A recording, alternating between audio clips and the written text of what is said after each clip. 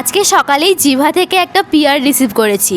আমাদের গ্রামে এখন শীতলা পুজো হচ্ছে, তার ব্লগটা তোমাদেরকে আগেই শেয়ার করেছি। আর আজকে ছিল শীতলা মায়ের বড় পুজো। অঞ্জলি শেষ হতে হতে প্রায় বিকেল হয়ে গেছিল।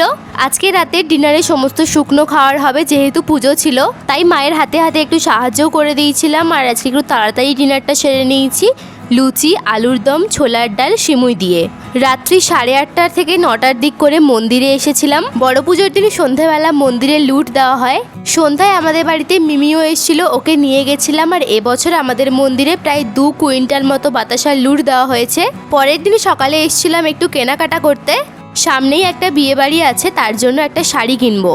অনেকদিন ধরেই একটা জিমিচু শাড়ি নেওয়ার ইচ্ছে ছিল, তো দোকানে এসে প্রথমে ওটাই দেখছিলাম। এর মধ্যে কোন কালারটা আমি নিয়েছি বলে তোমাদের মনে হয় কমেন্টে গেস করে জানিও। বিকেলের দিক করে একটু রেস্ট করছিলাম, এই সময়ই ফোন এলো যে জিভা থেকে আমার একটা পার্সেল আছে। ব্লু ডার্ট কুরিয়ার থেকে কল এলেই মনের ভেতর আনন্দ হয়, তার কারণ এর মধ্যে আমার সব পিআরগুলো থাকে।